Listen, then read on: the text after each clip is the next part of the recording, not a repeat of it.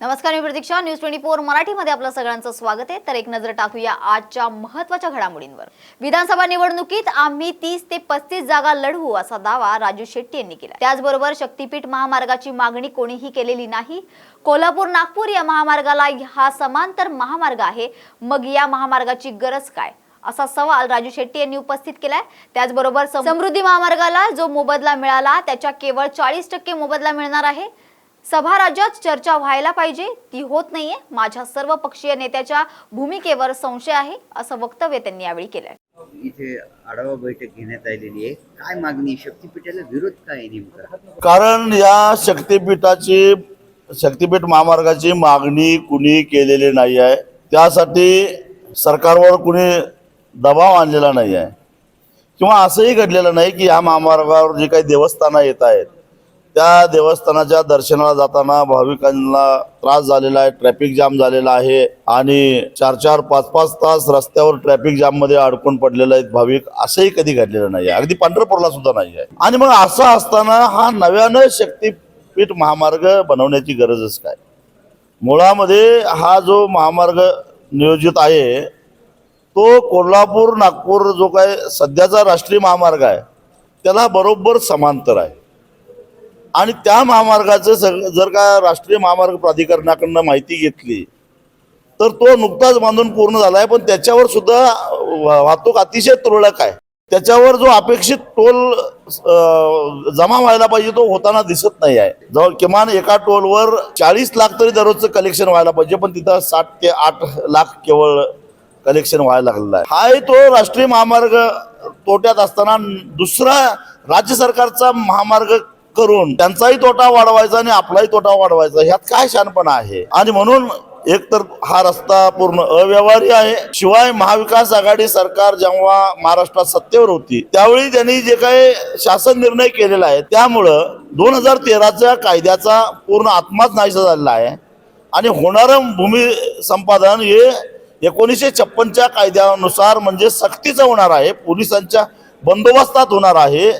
आणि त्याचा मोबदला जो आहे तो समृद्धी महामार्गाला जो मोबदला मिळाला त्याच्या केवळ 40% मोबदला मिळणार आहे. शेतकऱ्यांच्या जमिनी अक्षरशः कायद्याचा वरवंटा फिरवून लुबाडायचं, शेतकऱ्यांना देशद्रोह लावायचं, जवळपास 83,300 कोटी रुपयाचा कर्जाचा बोजा सरकारवर वाढवायचा आणि वर्षानुवर्ष प्रवास करणाऱ्या प्रवाशांच्यावर टोल नाका लादून हे धंदे कशासाठी? काही राजकीय नेत्यांची आर्थिक गरिबी हटवण्यासाठी, प्रशासनातल्या अधिकाऱ्यांना पैसा खातावा यासाठी.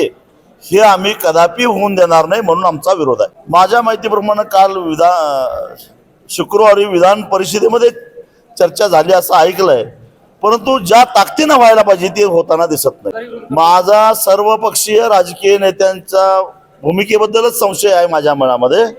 कारण आता सध्या स्थगित केल्याचं नाटक करून 2-3 महिने काढतील, परंतु ऑक्टोबरच्या विधानसभेच्या निवडणुका झाल्या तर कुठल्याही आघाडीचं सरकार येवो पुन्हा बळाचा वापर करून शक्तीपीठ करण्याचा प्रयत्न होणार, ही काळ्या दगडावरची रेघ आहे. आणि त्यामुळे या राजकीय नेत्यांच्यावर आमचा विश्वास राहिलेला नाही. शेतकऱ्यांनी लढूनच आता हा रस्ता वाचवला पाहिजे आणि आपली जमीन वाचवली पाहिजे. आम्ही हा रस्ता होऊन देणार नाही. साहेब, आता विधानसभेसाठी स्वाभिमान तिला झालेल्या राज्य कार्यकारिणीमध्ये आम्ही 30 ते 35 जागा लढवू शकतो असं एकूणच आमचा निर्णय झालेला आहे. परंतु त्या स्वतंत्र लढायच्या का आघाडीतून लढवायच्या याचा निर्णय आमचा झालेला नाही आहे. आम्हाला निर्णय घ्यायची गडबडही नाही, योग्य वेळी आम्ही तो निर्णय घेऊ. आरक्षणाबाबत सरकार चांगलं हुरकून निघालेलं आहे. जरांगी असो की हाकी असो, याच्यात काय निर्माण करायचं आणि त्यात गुंतून पडायचं. पण दुर्दैवाची गोष्ट आहे की या आरक्षणाच्या वादामध्ये मूलभूत प्रश्न जे आहेत ते बाजूला पडतायत.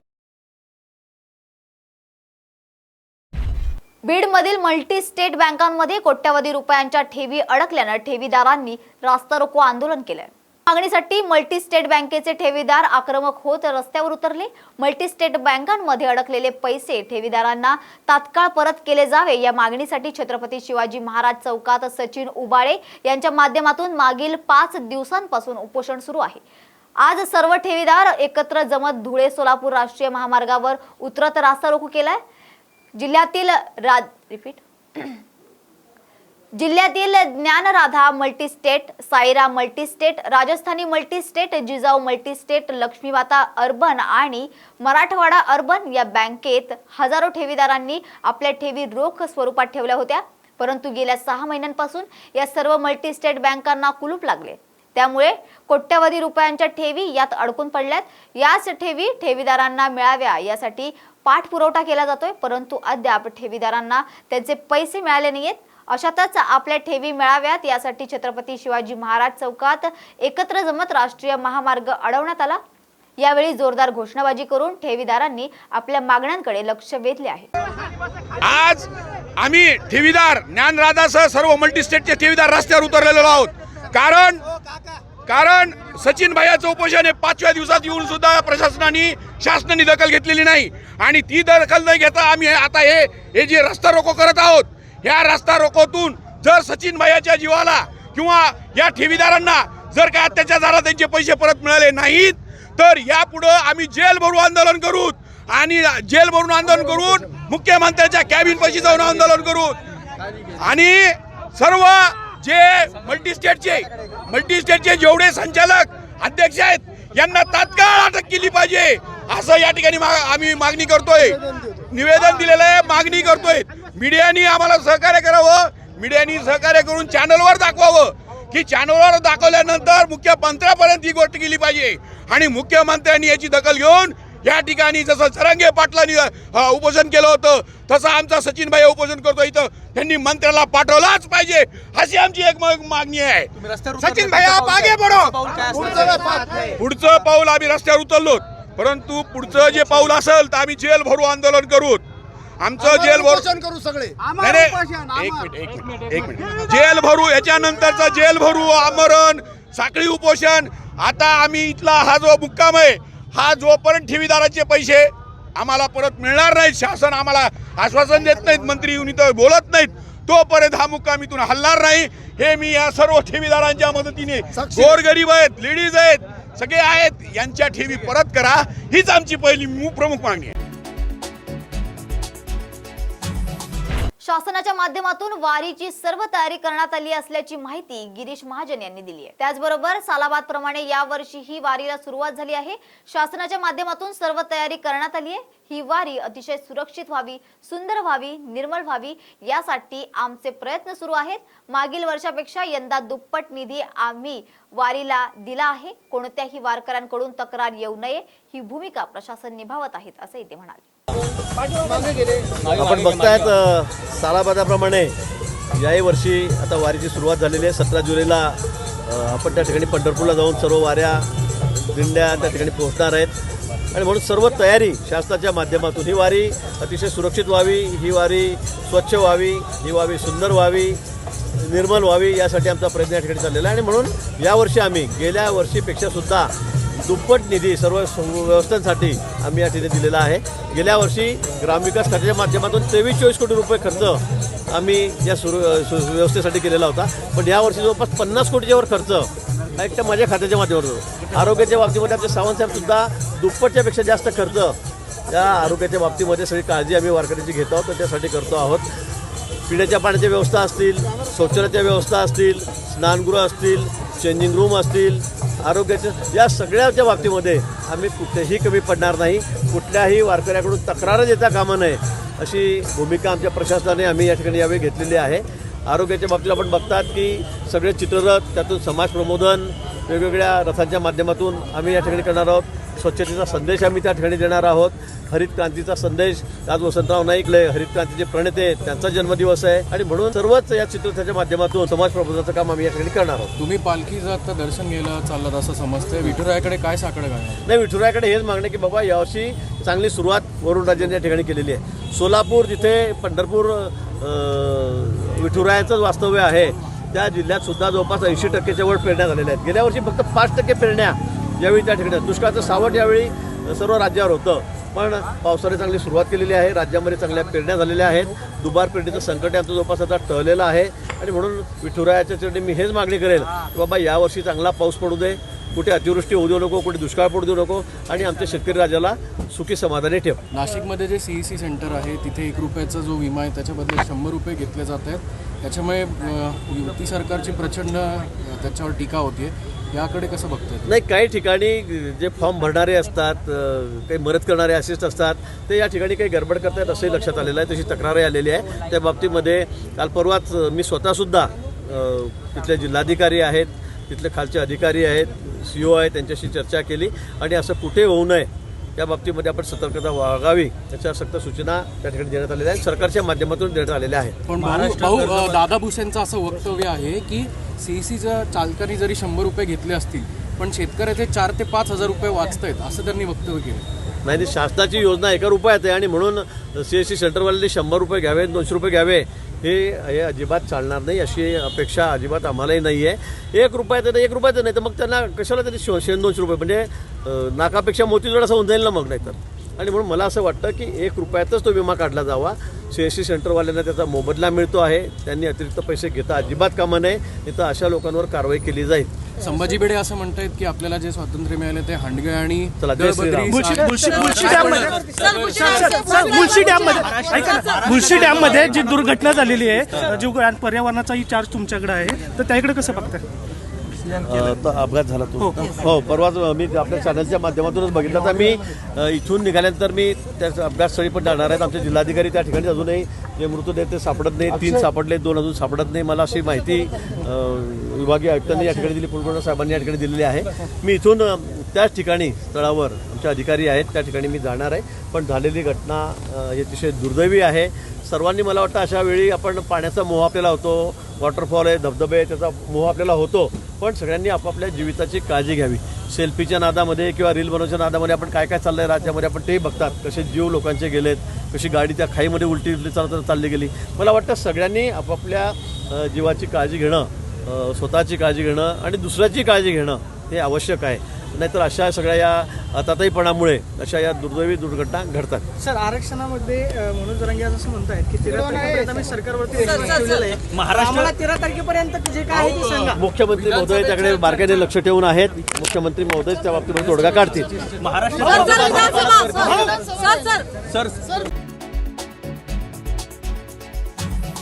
मुंबईच्या जवळील लोणावळा येथे भुशी डॅममध्ये हडपसरमधून भुशी डॅमला आलेले एकाच परिवारातील सदस्य डॅममध्ये बुडून वाहून गेल्याचा चित्तथरारक प्रकार समोर आला आहे. यावेळी लोकांनी त्यांना वाचवण्याचा भरपूर प्रयत्न केला. त्यानंतर तिथे रेस्क्यू टीम दाखल झाली असून तिथे 3 मृतदेह बाहेर काढण्यात आलेत. ही घटना रात्री उशिरा घडल्यामुळे काल रेस्क्यू टीमने काम थांबवलं होतं. आज सकाळपासून परत शोध घेण्यास सुरुवात झाली असून डॅमवर परिवारात बरोबर तिथे जाऊन आनंद घेणं पर्यटकांना जीवावर बेतलं आहे.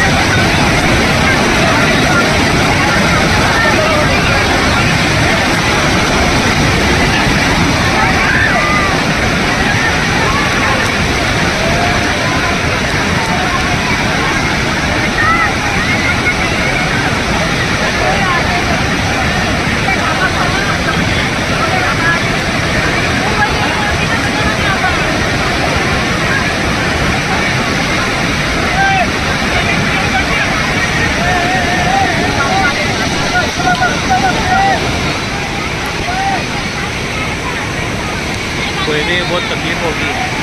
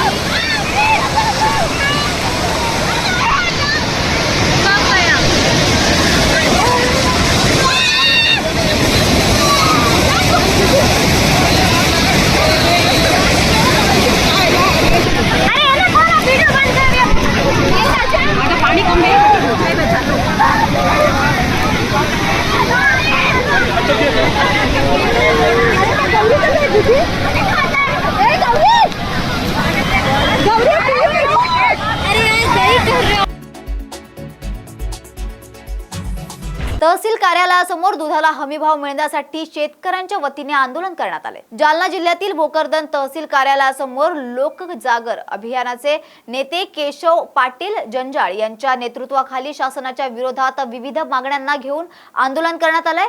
यामध्ये प्रामुख्याने महाराष्ट्रातील सर्व शेतकऱ्यांची सरसकट कर्जमाफी करण्यात यावी, 2019 पासूनच्या रखडलेल्या निराधारांच्या पगारी योजना तात्काळ चालू करण्यात याव्या, भोकरदन जाफराबाद तालुक्यातील विहिरी तात्काळ मंजूर कराव्यात, 2023 चा खरीप रब्बी पीक विमा तात्काळ शेतकऱ्यांच्या खात्यावर जमा करण्यात याव्या व दुधाला 45 रुपये प्रति लिटर भाव मिळावा, अशा विविध मागण्या घेऊन आज शेकडो शेतकऱ्यांच्या उपस्थितीमध्ये लोकजागर अभियानाच्या वतीने आंदोलन करण्यात आले। तसेच केंद्र सरकारने नुकताच एक GR जारी केला आहे, ज्यामध्ये 10 लाख मेट्रिक टन आयात केलाय। या केंद्र शासनाच्या GR ची तहसील कार्यालयासमोर शेकडो शेतकऱ्यांच्या उपस्थितीमध्ये होळी करण्यात आली। यावेळी सरकारच्या विरोधात शेतकऱ्यांनी जोरदार घोषणाबाजी करत संपूर्ण तहसील कार्यालय परिसर दणाणून सोडलाय। यावेळी कुठलाही अनुचित प्रकार घडू नये म्हणून भोकरदन पोलीस ठाण्याचे पोलीस निरीक्षक बालाजी वैद्य यांच्या वतीने तगडा पोलीस बंदोबस्त तैनात करण्यात आला होता। यावेळी पोलीस कर्मचारी विकास जाधव यांच्यासह इतर कर्मचारी देखील उपस्थित होते। आजच्या आंदोलनाच्या 1 ते 7 मागण्या प्रमुख अशा होत्या की शेतकऱ्यांना रोजगार हमीच्या विहिरी मिळाल्या पाहिजे. तालुक्यातील माता भगिनींना संजय निराधाराची पगार बंद पडलेल्या आहे फायली बऱ्याच जणांच्या, ती एक मागणी आहे. आणि दुधाचा एक विषय आहे, दुधाच्या शेतकऱ्यांना भाव मिळाला पाहिजे, संपूर्ण कर्जमाफी झाली पाहिजे, अशा 7-8 मागण्या होत्या. आणि सरकार वेळोवेळी आंदोलन केल्याशिवाय सरकार काही ठिकाणावर राहत नाही. आता सरकारनं एक नवी योजना आणली, काय आता कालचा JR आपण बघितला असेल, मेरी बहीण हा लेख लाडकी, अशीच आपण मध्य प्रदेश मध्ये पण आज त्या ठिकाणची आपण त्या योजनेची काय परिस्थिती झालेली आहे याच्यात सखोल अभ्यास केला तर ज्या शेतकऱ्याला ज्या महिलाला PM किसानचं हप्ता येतो PM किसानचं, पण आज अशी परिस्थिती करून ठेवली या योजनेच्या घोषणा कमी आणि याचा प्रचारात ज्यादा याच्यावर ज्यादा खर्च होतो. कारण PM किसान म्हणजे ते मोदीचे त्यांना वैयक्तिक मेसेज येते की पैसे आपल्याला मोदीचे पैसे आले म्हणून. मोदी काही या देशाचा मालक नाही. आपण याच्या पाहिलं अगोदर हे गाव जाई त्यांच्या ज्या प्रचाराच्या सभा झाल्या आणि तिच्यावर असं लिहिलं गेलं की मोदी सरकार, म्हणजे मोदी सरकार नसतं भारत सरकार म्हणायला पाहिजे, परंतु यांचा दिखावा ज्यादा आहे आणि काम कमी आहे. आता ही योजना आली, हिचा सुद्धा असाच बट्टेबाळ होणार आहे. कारण ज्या महिलाला निराधाराची पगार मिळते तिला या योजनेचा लाभ होणार नाही, ज्याला PM किसानची पगार मिळते तिला सुद्धा होणार नाही, आणि जी महिला निराधार आहे म्हणजे 60 वर्षापेक्षा जास्त आहे तिला सुद्धा याच्यात पगार मिळणार नाही. आहे 4 चाकी वगैरे भैया येत आहे ते 2 लाखाच्या आतचं उत्पन्न, परंतु या योजनेचा कोणाला काही जास्त फायदा होणार नाही. परंतु जो मूळ विषय शेतकऱ्यांचा आहे, कर्जमाफी झाली पाहिजे. आताच आपण बाजूच्या सरकार काँग्रेसचं सरकार आहे बाजूच्या राज्यात, तिथे पूर्ण 31,000 कोटी रुपये शेतकऱ्यांच्या कर्ज खात्यात गेलं आणि तशी 100% कर्जमाफी झाली पाहिजे. आता या निराधार महिला आलेल्या आहे बघा, इथं किती दिवसापासून चक्रा मारते, यांच्या पगारीचे फायले अजून मंजूर झालेले नाही. या वर्षीचा अर्थसंकल्प महिलांना आत्मनिर्भर बनवेल असं वक्तव्य माजी राज्यमंत्री अशोक शिंदे यांनी केलंय. त्याचबरोबर राज्यातील शिंदे सरकारने नुकतेच बजेट विधानसभेत सादर केले. एकनाथ शिंदे यांच्या नेतृत्वातील सरकार हे जनहिताचे सरकार आहे. शिंदे सरकारच्या कार्यकाळात सर्वसामान्यांना न्याय मिळाला आहे. हा बजेट महिलांना आत्मनिर्भर बनवेल. बजेटमध्ये सरकारने शेतकरी, महिला, सामान्य नागरिकांसह मजुरांसाठी योजना आखल्या आहेत. दिव्यांग बांधवांसाठी वेगवेगळ्या योजना आणल्या आहेत. दिव्यांग बांधवांसाठी वेगवेगळ्या योजना आणल्या आहेत. वीज बिल माफ केली आहेत. ही शेतकऱ्यांना सुखावणारी गोष्ट आहे असंही ते यावेळी म्हणाले. पावसाळी अधिवेशन सुरू आहे, त्यामध्ये राज्याच्या हिताच्या दृष्टीनं बरेचसे निर्णय, ठोस निर्णय माननीय मुख्यमंत्री एकनाथजी शिंदे यांच्या नेतृत्वातल्या महायुती सरकारनं घेतलेले आहे आणि तो संदेश, ती माहिती लोकांपर्यंत जावी या पवित्र हेतूनही आज पत्रकार परिषद आपण या ठिकाणी घेतली आहे. त्यामध्ये आपला वारकरी हा महत्त्वाचा धागा आहे. महाराष्ट्राचा वारकरी संप्रदायासाठी त्या वारीच्या बाबतीत मग त्यांच्या आरोग्याचा विषय असेल किंवा निर्मल वारी या संदर्भात 36 कोटी दिलेला निधी असेल किंवा दिंड्यांना प्रतिदिंडी 20,000 अर्थसहाय्य असेल किंवा जागतिक नामांकनासाठी प्रस्ताव युनेस्कोकडे पाठवण्याची गोष्ट असेल, ह्या गोष्टी केल्या आहे. महिलांना सक्षम करण्याच्या दृष्टिकोनातून प्रथमच एकनाथजी शिंदे यांनी मुख्यमंत्री माझी लाडकी बहीण योजना ही 21 वर्षापासून 60 वर्षाच्या महिलेपर्यंत 1,500 रुपये प्रति महिना देण्याचं ठरवलं आहे आणि त्याचे पैसे 1 जुलैपासून ती इम्प्लिमेंट होत आहे, कार्यान्वित होत आहे. 5 जुलैला त्याचा निधी त्या खात्यावर वर्ग होत आहे. ही फार चांगली रिक्षा व्यवसायासाठी इलेक्ट्रिक पिंक रिक्षा योजनामध्ये त्यामध्ये ठेवलं आहे. त्यानंतर राज्यातल्या शेतकऱ्यांना 7.5 हॉर्स पॉवरपर्यंतचं जे आतापर्यंत जे थकीत वीज बिल होतं ओलिताचं ते माफ केलं आहे. ते शेतकऱ्यांना फार सुखावणारी गोष्ट आहे. दुसरी गोष्ट, कापूस सोयाबीनच्या भावामध्ये आणि बाजारभावामध्ये MSP आणि आत्ताचे बाजारभाव यामध्ये जो फरक होता त्या फरकासाठी 2 हेक्टरपर्यंत मदत देण्याचं जाहीर केलं आहे. ती पण त्यांच्या खात्यात वर्ग होणार आहे. ही सुद्धा त्यांना अशा वेळेस मदत होणारी गोष्ट ठरणार आहे. जलजीवन मिशनमध्येही जे 21 लाख जवळपास 21.5 लाखचे काम प्रगतीपथावर आहे आणि म्हणून बचत गटांनाही लखपती दिदी करण्याच्या दृष्टिकोनातून ठोस निर्णय घेतला आहे. लघुउद्योजकांना स्टार्टअप योजना, महिलांना लघुउद्योजकांना 15 लाख रुपयापर्यंत व्याजाचा परतावा, तो 10,000 रोजगार निर्मिती होईल अशा पद्धतीने केलेला आहे. महिलांसाठी खूप चांगल्या योजना यामध्ये केल्या आहे. सामूहिक नोंदणीमध्ये विवाहामध्ये 10,000चं जे अनुदान होतं ते 25,000 केलं आहे. ज्यामुळे सामान्य मध्यमवर्गीय मुलींना विवाह करताना त्यांच्या पाल्यांना जो काही त्रास होतो तो कमी करण्याचा प्रयत्न यामध्ये केला आहे. शेतकऱ्यांना आपल्या पायावर सक्षम करण्याच्या दृष्टीनं उपाययोजना, कायमस्वरूपी उपाययोजना करण्याची गरज आहे, हे निश्चित बरोबर आहे. पण त्या पूर्णतः येईस्तोवर ज्या त्यांना सहकार्य करण्याच्या गोष्टी आहेत त्या करण्याचं निरंतर सुरू राहील आणि त्याही दिशेनं सरकार विचार करत आहे आणि ते येत्या दिवसात आपल्या नजरेस जरूर येईल.